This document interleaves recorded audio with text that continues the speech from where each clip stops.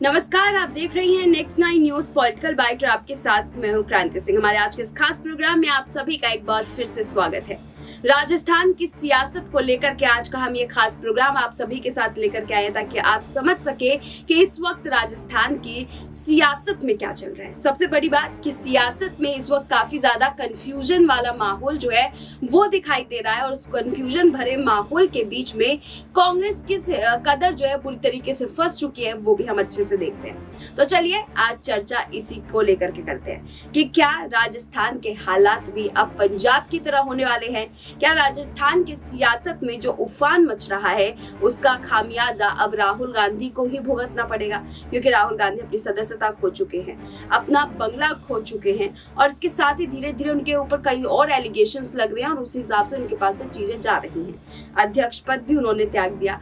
अब यहाँ पर जो है एक लास्ट मतलब कह सकते हैं एक आखिरी उम्मीद के रूप में राजस्थान दिखाई दे रहा था, क्योंकि राजस्थान कोई छोटा मोटा राज्य नहीं है। राजस्थान एक बड़ा राज्य और उस बड़े साम्राज्य के ऊपर कब्जा जो है अभी भी कांग्रेस का है और वो कब्जा बहुत जल्द वो खो सकती है।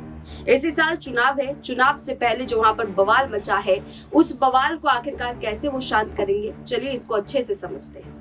तो आज हमारे साथ मानसी जुड़ चुकी है। मानसी हमारी खास सहयोगी, आपका बहुत बहुत स्वागत है। यहाँ पर मानसी, राजस्थान की सियासत में जैसे हम देख रहे हैं कि एक के बाद एक नए खुलासे हो रहे हैं, नए तरीके से बगावत किए जा रहे हैं और जैसा कि पहले कहा भी जा रहा था कि सचिन पायलट बगावत कर देंगे, देखिए आज बगावत भी उन्होंने कर दिया। तो क्या लग रहा है यहाँ पर कि सचिन पायलट की तरफ से जो ये कदम उठाया गया है ये कांग्रेस को पूरी तरीके से खत्म कर देगा? देखिए, सचिन पायलट की तरफ से जो कदम उठाया गया है मुझे ऐसा लगता है कि वो उनको पहले ही उठा लेना चाहिए था, काफी समय पहले, लेकिन उन्होंने इंतजार किया कि कांग्रेस आलाकमान की तरफ से कोई फैसला आ जाए। लेकिन सीएम पद की को लेकर के उनका जो स्टैंड है वो क्लियर नहीं हो पा रहा था। कांग्रेस पार्टी ये बात तय नहीं कर पा रही आखिरकार कि किसको सीएम पद का उम्मीदवार बनाया जाए। कहीं ना कहीं अब उनके बयान से साफ तौर पर नजर आ रहा है कि अशोक गहलोत का समर्थन करते हुए इस वक्त कांग्रेस पार्टी नजर आ रही है। जयराम रमेश ने जब सचिन पायलट की प्रेस कॉन्फ्रेंस के बाद अपना बयान जारी किया तो कहीं ना कहीं वो ये बात बोलते हुए नजर आए कि अशोक गहलोत जो है उन्होंने अपनी सरकार में बहुत अच्छा काम किया और जनता का विश्वास भी उन्होंने जीता है, बहुत उपलब्धियां उन्होंने गिनाई, और लेकिन सचिन पायलट के नाम का जिक्र उन्होंने नहीं किया। तो इस बयान से कहीं ना कहीं ये साफ होता है कि सचिन पायलट को दरकिनार किया जा रहा है पार्टी में, और दरकिनार करने का मतलब ये है कि अब एंड मौका है जो सचिन पायलट को एक ये तय करना होगा कि आखिरकार उन्हें और इंतजार करना चाहिए या फिर उन्हें दूसरी पार्टी बना लेनी चाहिए या फिर किसी और पार्टी में शामिल हो जाना चाहिए। मुझे लगता है कि ये आखिरी मौका है जब कहीं ना कहीं सचिन पायलट को ये डिसाइड कर लेना चाहिए कि आखिरकार वो चाहते क्या है, और इसलिए आर पार के मोड में वो इस वक्त नजर भी आ रहे हैं। सचिन पायलट का जो बयान है वो कहीं ना कहीं उन्होंने ये जरूर कहा कि वो वसुंधरा राजे के खिलाफ अनशन करने बैठे, उनका अशोक गहलोत की सरकार से कोई मतलब नहीं है, लेकिन हम सब जानते हैं कि निशाना उनका अशोक गहलोत पर ही था। अशोक गहलोत की सरकार के खिलाफ ही उन्होंने जो बगावत सुर अपनाया है वो उन्हीं के खिलाफ अपनाया है। ठीक है मानसी, एक सवाल ये भी है कि आखिरकार जो सचिन पायलट, अशोक गहलोत दोनों की स्थितियां राहुल गांधी को अच्छे से मालूम है, उसके बावजूद भी उनके लिए जो है वो कुछ करते हुए नजर नहीं आ रहे हैं। मतलब कोई भी कर्ता धर्ता के रूप में वो सामने निकल करके नहीं आ रहे। इसका एग्जाम्पल मैं एक दो जगह से उठाना चाहूंगी। सबसे पहली बात कि जब वो 2019 वाला मामला जब अभी एक बार फिर से उठा तो देखिए यहाँ पर माफी उन्हें मांग लेना चाहिए था, माफी मांग लेते, मामला शांत हो जाता, वहां पर आगे बढ़ सकते थे।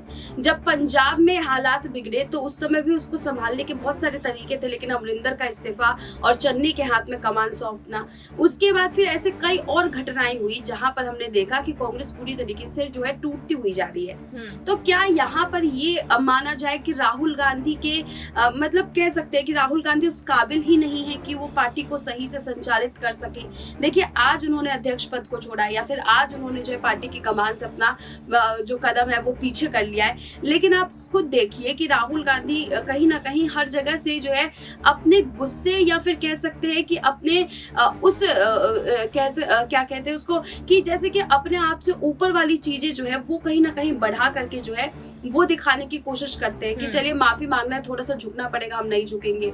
आपको जो है वहाँ के दोनों के बीच में अगर सुलह करवानी है तो चलिए एक जो पहले से नीचे है उसको नीचे ही रहने दीजिए, जो ऊपर उसको ऊपर रहने दीजिए। तो इसको कैसे देख रहे हैं? बिल्कुल, कांग्रेस पार्टी में शुरुआत से ही कंफ्यूजन की स्थिति रही है और जब उनसे पूछा जाता पाता है कि आखिरकार जो पीएम पद का उम्मीदवार आपकी तरफ से कौन होगा, उस पर उनको कहीं ना कहीं स्टैंड क्लियर नहीं हो पाता है। और अब जब सवाल किया जा रहा है राजस्थान की सियासत को लेकर के, तब भी उनकी जो है पार्टी में कंफ्यूजन की स्थिति देखने को मिल रही है। तो ये कहीं ना कहीं साफ तौर पर दर्शा रहा है कि कंफ्यूजन की स्थिति को अब क्लियर करने की जरूरत है कांग्रेस पार्टी को। और जिस तरीके की बयानबाजी फारूक अब्दुल्ला भी करते हुए नजर आए थे, उन्होंने कहा था कि राजस्थान की सियासत में अगर बचाना है कांग्रेस को खुद को, तो उनको कहीं ना कहीं अपना स्टैंड क्लियर करने की जरूरत है। उनको अशोक गहलोत या सचिन पायलट में से किसी एक को चुनना ही होगा। अगर वो दोनों को साथ लेकर के चलना चाहते हैं और वो एक को नाराज नहीं करना चाहते हैं, तो ऐसा नहीं होने वाला। अगर सचिन पायलट को वो खुश करेंगे तो अशोक गहलोत उनके हाथ से चले जाएंगे, और अशोक गहलोत को खुश करेंगे तो सचिन पायलट हाथ से चले जाएंगे। तो कहीं ना कहीं ये जो असमंजस की स्थिति बनी हुई है, वो इसी वजह से बनी हुई है। राजस्थान कांग्रेस ये बात जानती है कि सचिन पायलट राजस्थान में एक बहुत बड़ा चेहरा है, और अगर वो सचिन पायलट को खो देते हैं तो ये उनके लिए बड़ा नुकसान हो सकता है राजस्थान में, क्योंकि अब 5 महीने का ही समय बचा है चुनाव, राजस्थान विधानसभा चुनाव में। ऐसे में ये कहीं ना कहीं बहुत बड़ा खेला हो सकता है अगर सचिन पायलट बगावती सुर अपनाते हुए नजर आते हैं।